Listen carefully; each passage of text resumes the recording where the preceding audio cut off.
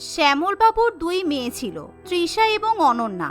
শ্যামলবাবু পেশায় একজন চাষি ছিল। চাষবাস করে সে খুব বেশি টাকা রোজগার করতে পারত না, তাই সে তার বড় মেয়ে তৃষাকে 18 বছর বয়স হতে না হতেই এক চাষি ঘরের ছেলের সঙ্গে বিয়ে দেয়। পরবর্তীকালে টাকা পয়সা জমিয়ে সে তার ছোট মেয়ে অনন্যাকে শহরে পড়াশোনা করতে পাঠায়। অনন্যা শহরে পড়াশোনা করেই একটা কোম্পানিতে চাকরি পায়। হ্যালো বাবা, আমি যেই অফিসে জব করতাম সেই অফিসের বসের ছেলেকে আমি কালকে বিয়ে করে নিয়েছি। আমি খুব ভালো বড়লোক ফ্যামিলিতে বিয়ে করেছি, তাই তুমি কোনো চিন্তা করো না, কেমন? মেয়ের মুখে এমন কথা শুনে শ্যামলবাবু খুবই খুশি হয়। সে তো খুব ভালো কথা, কিন্তু আমি যে এখনো জামাই বাবা জীবনকে দেখলামই না। যাক, ভালোই হয়েছে, আর কদিন বাদেই তো জামাই ষষ্ঠী। তুই আর জামাই আমাদের বাড়িতে চলে আয়, এই বছরটা জমিয়ে জামাই ষষ্ঠী করতে পারবো। বাবার মুখে এমন কথা শুনে অনন্যা খুব খুশি হয়। জামাই ষষ্ঠীর দিন অনন্যা তার নতুন স্বামী আকাশকে নিয়ে বাপের বাড়িতে গিয়ে পৌঁছায়। সেদিন জামাই ষষ্ঠীর অনুষ্ঠান উপলক্ষে তৃষা তার স্বামী অজয়কে নিয়ে বাপের বাড়িতেই উপস্থিত থাকে। তুই এখানে? আমি তো ভেবেছিলাম তুই আজকে আসবি না। বাবা, তুমি আমাকে আর দিদিকে একসঙ্গে নিমন্ত্রণ করেছো। আকাশ যদি আমাদের ফ্যামিলির অবস্থা জেনে যায় তাহলে ও কিন্তু খুব খারাপ ভাববে। তুই যেমন আমার মেয়ে, তৃষাও তো সেরকম আমার মেয়ে। আজকে জামাই ষষ্ঠীর দিনে তোদের দুই বোন আর জামাইদের না ডেকে পারি? কিন্তু অনন্যা তার বড় দিদিকে দেখে খুব একটা খুশি হতে পারে না। আসলে তৃষাকে অনন্যার থেকেও অনেক গুণ বেশি দেখতে সুন্দর ছিল, তাই ছোটবেলা থেকেই অনন্যা তার বড় দিদিকে পছন্দ করতে পারত না। অন্যদিকে আকাশ অজয়ের সঙ্গে কথা বলার পর জানতে পারে অজয় পেশায় একজন চাষি। বাহ, আপনিও চাষ করেন? যাক, আমাদের বউরা তো গল্পে ব্যস্ত, তাই চলুন চাষের ক্ষেত্রে একটু ঘুরে আসি। আমি ছোটবেলা থেকে কখনো চাষের ক্ষেত দেখিনি, এই প্রথম গ্রামে এলাম। আকাশের কথা শুনে অজয় খুব খুশি হয় এবং আকাশকে চাষের জমি দেখাতে নিয়ে চলে যায়। কিন্তু যা দেখে অনন্যা খুবই রেগে যায়। সে রেগে গিয়ে নিজের দিদিকে উল্টোপাল্টা কথা বলতে শুরু করে। তোর বরের মাথায় সামান্য বুদ্ধিটুকু নেই, তাই না? তোর বরের কি দরকার ছিল আকাশকে চাষের জমিতে নিয়ে যাওয়ার? তোর বর কি জানে না আমার বর একজন বড় বিজনেসম্যান? ও এসব চাষবাস সম্পর্কে কি বোঝে? আর তোর বর যে একজন চাষি, এটা কিন্তু এতদিন পর্যন্ত আমি আকাশকে জানাইনি। তোদের জন্য আজকে আমার মান সম্মান একেবারে শেষ হয়ে যাচ্ছে। তুই এভাবে বলছিস কেন? আকাশ তো নিজেই আমাদের চাষের জমি দেখতে চাইলো, সেই জন্য অজয় ওকে নিয়ে গেছে। তাছাড়া আমার বর একজন চাষি, এ কথা বলতে আমার কোনো লজ্জা নেই। তোর কোনো লাজ লজ্জা নেই ঠিকই, কিন্তু আমার তো লাজ লজ্জা আছে। শ্বশুর বাড়িতে একটা মান সম্মান আছে।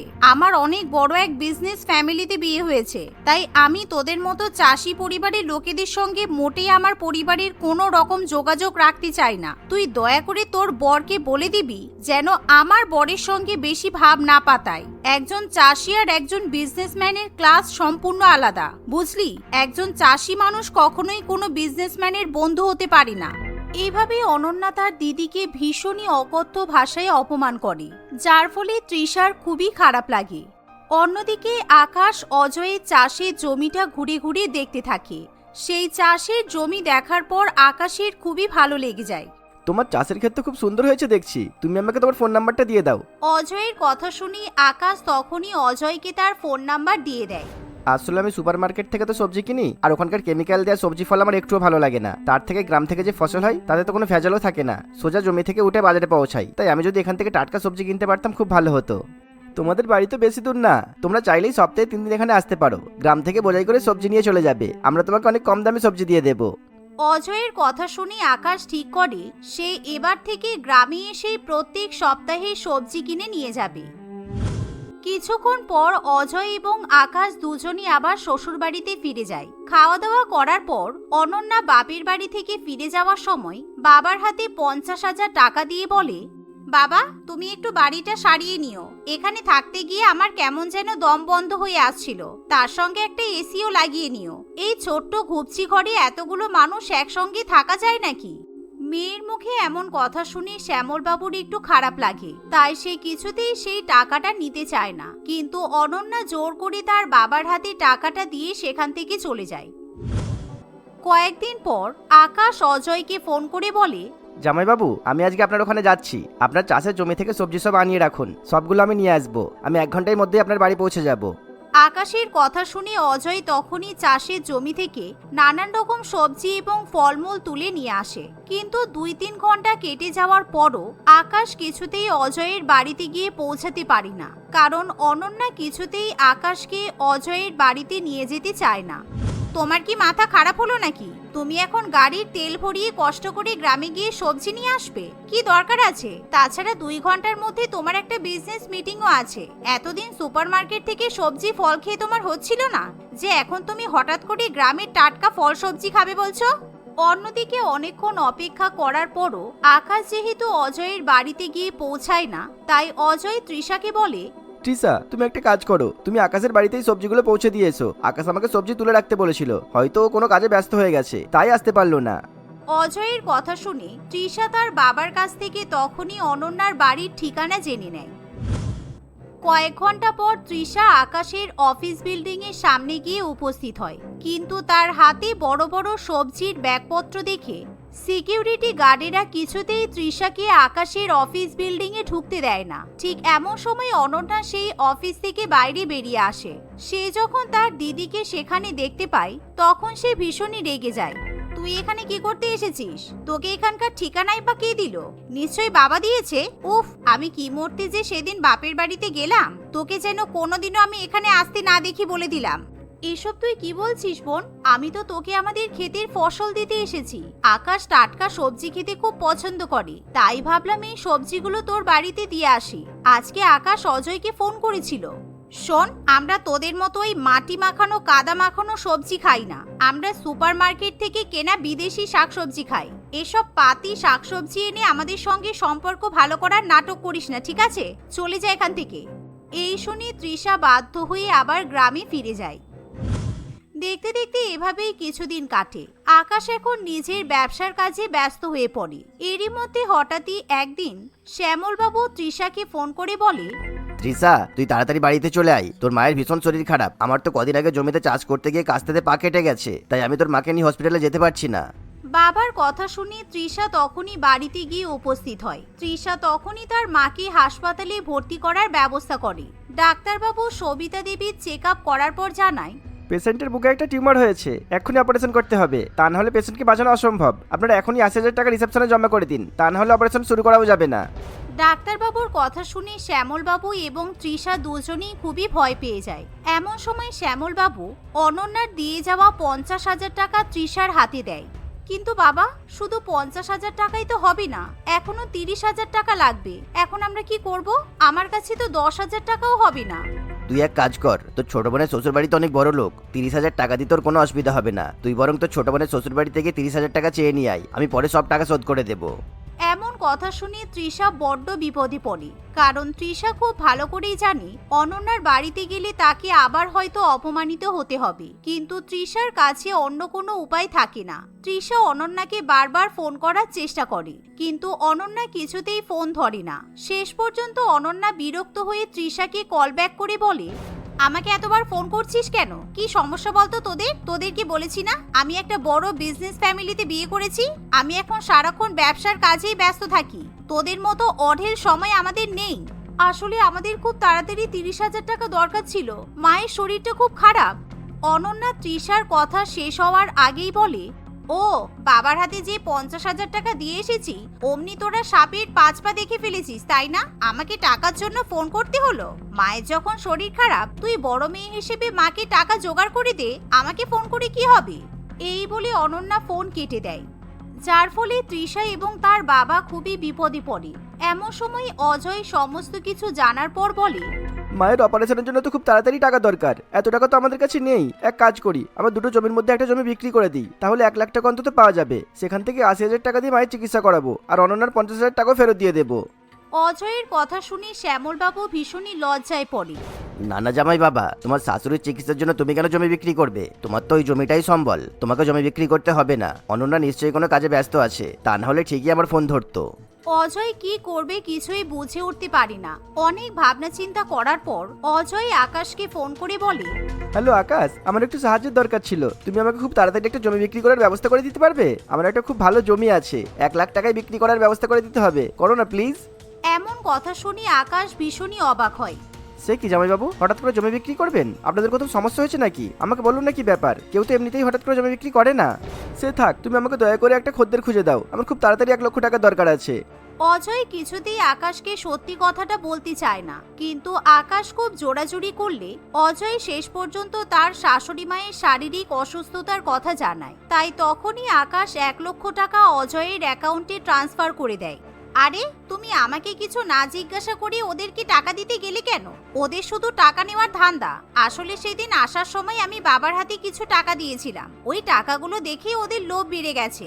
আমার বিজনেস ফ্যামিলিতে বিয়ে হয়েছে তো ওরা মনে করেছে আমরা টাকার গদিতে শুয়ে থাকি, তাই আমাদেরকে লুটে নেওয়ার চেষ্টা করছে। তুমি ওদের কথায় একদম পাত্তা দেবে না বলে দিলাম, ওসব শরীর খারাপের নাটক। এমন কথা শুনে আকাশ খুবই রেগে যায়। মানে তোমার মায়ের শরীর খারাপ শুনে তোমার জামাইবাবু নিজের জমি বিক্রি করতে যাচ্ছিল, আর তুমি তোমার পরিবারের সঙ্গে এরকম কথা বলছো? তুমি তোমার নিজের পরিবারের সঙ্গে যদি এরকম ব্যবহার করো, তাহলে আমার পরিবারে কি করে থাকবে তুমি? আজ থেকে আমি তোমার সাথে কোনো সম্পর্ক রাখতে চাই না, তুমি তোমার গ্রামে ফিরে যাও। আকাশের কথা শুনে অনন্যা খুব ভয় পেয়ে যায়। না না আকাশ, তুমি এরকম কথা বলো না, তোমাকে ছাড়া আমি কোথায় যাব? আমার খুব ভুল হয়ে গেছে, তুমি আমাকে ক্ষমা করে দাও, আমি আর কখনো এরকম কাজ করব না। অনন্যা ভীষণই কান্নাকাটি করতে থাকে। ইতিমধ্যে আকাশের কাছে অজয়ের ফোন আসে। অজয় জানায় অপারেশন করার পর সবিতা দেবী এখন পুরোপুরি বিপদমুক্ত, সে আগের থেকে এখন অনেকটাই সুস্থ। এটা শুনে অনন্যা এবং অজয় তখনই সবিতা দেবীকে হাসপাতালে দেখতে যায়। সেদিনের পর থেকে অনন্যার কখনো তার পরিবারের সঙ্গে খারাপ ব্যবহার করে না, সে তার পরিবারের কাছে হাত জোর করে ক্ষমা চেয়ে নেয়। বিমলা নারায়ণ হসপিটালে ধোয়া মোছার কাজ করত। সে প্রতিদিনই সময়ের আগেই চলে আসতো, যেন তার কাজটা তার কাছে চাকরি নয় বরং নিজের বাড়ির মতোই ছিল। বিমলাকে ওই হসপিটালের মালিক অর্থাৎ ডাক্তার মোহনা খুবই শ্রদ্ধা করত। মোহনা হসপিটালে ঢোকা মাত্রই আগে বিমলার খোঁজ নিত। এমনই সেদিন ডাক্তার মোহনা এসে আগেই বিমলাকে ডেকে পাঠায়। বিমলা, তুমি কোথায় ছিলে এতক্ষণ? আমি তোমাকে দেখতে পাচ্ছিলাম না, আর তাই জন্য ডেকে পাঠাতে হলো। আর তোমার বাচ্চারা ঠিকঠাক স্কুলে যাচ্ছে তো? হ্যাঁ ম্যাডাম, স্কুলে যাচ্ছে, আর এই সব কিছুই আপনার জন্য সম্ভব হয়েছে। আমি নিজেও ভেবে পাইনি যে আমার মতো একটা অযোগ্য মা তার মেয়েদের স্কুলে পড়ালেখা করাতে পাঠাতে পারবে। আরে আরে, তুমি কেঁদো না, এখানে আমি কিছুই করিনি। তুমি মা, তুমি সবকিছুই পারবে। আর জানো, তোমাকে যতই দেখি ততই আমার মায়ের কথা মনে পড়ে। আমার মা এখন পৃথিবীতে বেঁচে নেই। আমার মায়ের পরিস্থিতিও তোমার মতোই ছিল। আমার মাও আমাদের খুব কষ্ট করে মানুষ করেছিল। মোহনার কথাগুলো শুনতে শুনতে বিমলা তার পুরানো দিনের কথাগুলো মনে করতে থাকে। যখন তার দুটি মেয়েকে পড়ালেখা করানো তো দূরের কথা, ভালোভাবে দুবেলা তাদের জন্য খাবার জোটাতেই পারত না। বিমলা তার 2 মেয়ে নন্দিতা ও কাবেরী এবং তার স্বামী শম্ভুকে নিয়ে কল্যাণবেড়ে বাস করত। শম্ভু দিনরাত নেশায় ডুবে থাকত, কোনো রকমের কাজকর্ম করত না, এবং সে এতটাই নেশা করত যে বাড়িতে 2 বাচ্চা মেয়ে এবং তার স্ত্রী আছে, সারাদিন তার মনেই থাকত না। একদিন সকালবেলা শম্ভু মদ খাওয়ার জন্য টাকা চাইছিল। না, আমি টাকা দিতে পারবো না, আমার কাছে আর কোনো টাকা নেই। এক এক করে বাড়ির সব কিছু বিক্রি করে দিতে হয়েছে তোমার জন্য। এখন বাড়িতে শুধু আমাদের এই 2 মেয়ে আর আমি আছি। এবার তোমার মদ খাওয়ার জন্য কি আমাদেরকেও বিক্রি হতে হবে? এই হারামজাদি, তুই কি করবি, কোথা থেকে টাকা আনবি আমি সেটা জানি না। আমার টাকা চাই মানে টাকা চাই, প্রয়োজনে আমি তোদের সকলকেই বিক্রি করে দেব। ছি, তুমি বাবা হয়ে এরকম কথা বলতে তোমার লজ্জা লাগে না? তুমি কিনা মদ খাওয়ার জন্য তোমার বউকে তোমার মেয়েদের বিক্রি করে দেওয়ার কথা বলছো? হ্যাঁ বলছি, আর বেশ বলছি। আমার বাড়িতে এদের রেখে কি বা লাভ হচ্ছে শুনি? এরা 2জন মেয়ে না হয়ে যদি 2টো ছেলে হতো, তাহলে আমার হাতে তো খেটে টাকা দিত। ভারী আমার মেয়ে হয়েছে গো, খালি বসে বসে খাবে আর তারপর আবার বিয়ের সময় টাকা খরচ করে বিয়ে দিতে হবে, যত সব। ওদেরকে নিয়ে তোমাকে চিন্তা করতে হবে না, তুমি নিজের চিন্তা নিজে করো। আর আমার মেয়েদের কিভাবে আমি মানুষ করব সেটা আমি ভালো করেই জানি। আর তোমার মতো বাবাকে ওদের ভবিষ্যতের কথা ভাবতে হবে না। ও তাহলে ঠিক আছে, আজ থেকে আমি সংসারের জন্য আর কিছুই কিনবো না। তুই কোথা থেকে টাকা পাস আর কিভাবে তোর এই মেয়েদেরকে মানুষ করিস আমিও দেখব। এভাবেই সেদিন শম্ভু রাগ করে বাড়ি থেকে চলে যায়। সেদিনের পর থেকে শম্ভু তাদের সংসারে আর একটা টাকাও দিত না। সে সারাদিন যে ক টাকা ইনকাম করত তা দিয়ে সে মদ খেত। শুধুমাত্র রাত্রে সে বাড়িতে ঘুমাতে আসতো, আবার কখনো কখনো রাত্রিবেলাও বাড়িতে ফিরতো না। এভাবে বেশ কয়েকদিন কাটতে থাকে। ধীরে ধীরে বিমলার সংসারের অবস্থাও আরো শোচনীয় হয়ে পড়ে। বিমলা একটু লজ্জাটে প্রকৃতির ছিল, তাই সে বাইরে গিয়ে কাজ করতেও পছন্দ করত না। একদিন, না এভাবে বসে থাকলে চলবে না, 2 দিন হতে চললো আমার মেয়েরা শুধু জল খেয়ে আছে। এভাবে জল খেয়ে খেয়ে আর কতদিন চলবে? একদিন তো খিদের জ্বালায় ওরা মারাই যাবে। না, আমাকে কিছু একটা করতেই হবে। এই ভেবে বিমলা ঘরের মধ্যে যায় এবং তার মেয়েদের অবস্থা সে নিজের চোখে দেখতে পারছিল না। বিমলা তাদের জমি বন্ধক রেখে কিছু টাকা জোগাড় করে। সে ওই টাকা দিয়ে একটি ঠেলা ভাড়া নেয় এবং ঠেলায় করে সে রাস্তায় রাস্তায় জিলাপি বিক্রি করার সিদ্ধান্ত নেয়। পরের দিন থেকেই সে জিলাপি বিক্রি করা শুরু করে দেয়। এই জিলাপি জিলাপি জিলাপি নিয়ে যাও, গরম গরম জিলাপি। এই, তুই জিলাপি বিক্রি করছিস নাকি? আমাকে দেওয়ার মতো তোর কাছে টাকা থাকে না, আর তুই দিব্যি জিলাপির ব্যবসা খুলে বসে আছিস তো? যাক, ভালোই হয়েছে। আমার মদ খাওয়ার এমনিও কিছু ছিল না, আজকে আমি জিলাপি দিয়েই মদ খাবো। না, আমি জিলাপি দিতে পারবো না, এটা আমার ব্যবসার জিনিস। আমি এখান থেকে তোমাকে একটাও জিলাপি দেব না। এটা করে আমি আমার আর আমার 2 মেয়ের পেট চালাবো। তাহলে আমি কি এই বাড়ির কিচ্ছু নয় নাকি? আর তুই আমার বাড়িতে থেকে আমাকে দিবি না? দাঁড়া, আমিও দেখাচ্ছি মজা। এখন তুই কিভাবে জিলাপি বিক্রি করিস আমিও দেখব। এই বলে শম্ভু নেশার ঘরে জিলাপির ঠেলাটি উল্টে দেয় এবং সমস্ত জিলাপি পড়ে গিয়ে নষ্ট হয়ে যায়। শম্ভু সেখান থেকে মদের আড্ডায় চলে যায়। সেখানে গিয়ে সে লোকের কাছ থেকে জানতে পারে যে বিমলা তাদের জমি বন্ধক রেখে টাকা নিয়েছে।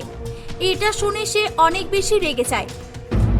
সেদিন রাত্রিবেলা, এই বিমলা, তোকে কে জমি বন্ধক রাখতে বলেছে বল?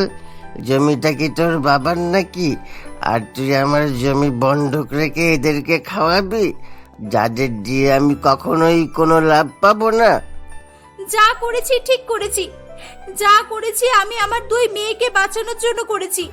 নিজের তো কোনো মুরত নেই, আর আমি কোনো ব্যবসা শুরু করতে চাইছি, সেটাতেও তোমার সমস্যা হচ্ছে। আরে, এখন তো দেখছি তোর মুখে বুলি ফুটেছে। দাঁড়া, আজ আমি তোর জিভ ছিঁড়ে ফেলে দেব। এই বলে শম্ভু বিমলাকে মারতে শুরু করে। তাকে এত মারধর করে যে শেষ পর্যন্ত সে উঠতেও পারে না। তারপরও শম্ভু তাকে মারতে থাকে। এটা দেখে তার 2 মেয়ে খুব কান্নাকাটি করতে থাকে। শেষ পর্যন্ত তার বড় মেয়ে নন্দিতা আর থাকতে না পেরে তার বাবার হাত ধরে নেয় এবং সে বলে, বাবা, তুমি মাকে আর মেরো না, আমি তোমার পায়ে ধরছি বাবা, তুমি মাকে ছেড়ে দাও। ও বাবা, তুমি মারতে হলে আমাকে মারো, মাকে আর মেরো না বাবা, মা মরে যাবে। এই, চল যা এখান থেকে, আমার পায়ে ধরতে এসেছে। চল যা। আর দাঁড়া, মার খাওয়ার শখ হচ্ছে তো, এই নে তবে। শম্ভু তখন নেশার ঘোরে আচ্ছন্ন ছিল। তার কোনো কিছুতেই কোনো খেয়াল ছিল না। তাই সে তার মেয়েকেও একটা জোরে ধাক্কা মারে। জোরে ধাক্কা মারার ফলে বাচ্চা মেয়ে নন্দিতা অনেকটা দূরে গিয়ে পড়ে এবং টেবিলের সঙ্গে তার মাথা ঠুকে যায়। মাথা ঠুকে যাওয়ার ফলে তার মাথা থেকে খুবই রক্ত বের হতে থাকে। তখন তাকে দেখে শম্ভু খুব ভয় পেয়ে যায় এবং সে বাড়ি থেকে পালিয়ে যায়। কিছুক্ষণ পর বিমলা অসুস্থ অবস্থাতেই কোনো রকম ভাবে তাকে হসপিটালে নিয়ে যায়। ম্যাডাম, আমার মেয়েকে বাঁচান, ওর মাথায় লেগেছে, ওর মাথায় প্রচন্ড লেগেছে। কিন্তু এ কি, আপনারও তো শরীর খারাপ, আপনাদের এই অবস্থা কিভাবে হলো? ওই তো ওই ওর বাবা। বিমলা কিছু বলতে যাওয়ার আগেই সে অজ্ঞান হয়ে পড়ে যায়।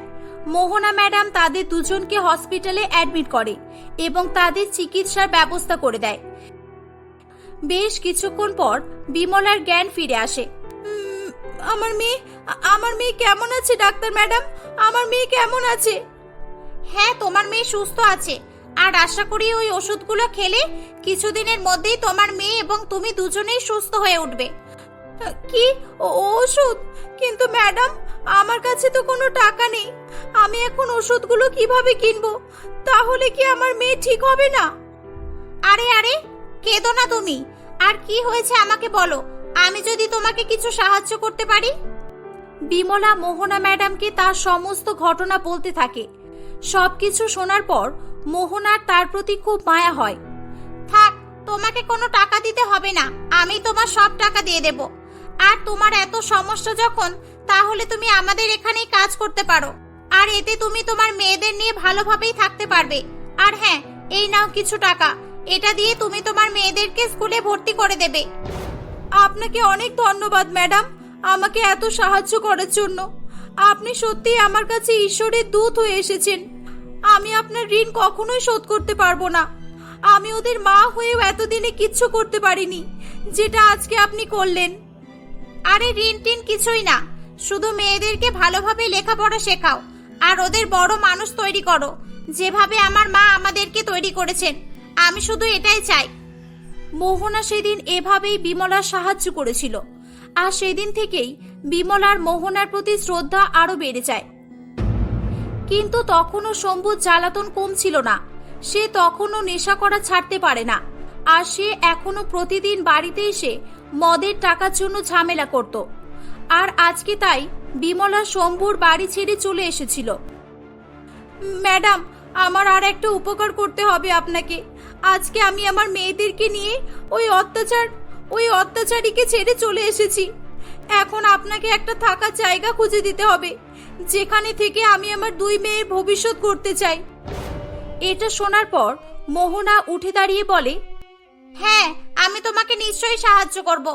আসলে আমার মাও তোমার মতো সাহসী আর পরিশ্রমী ছিল, আর সে তোমার মতোই পরিশ্রম করে আমাদেরকে এত দূর এগিয়ে নিয়ে এসেছিল, যার ফলে আমরা দুই বোনই আজকে ডাক্তার হতে পেরেছি।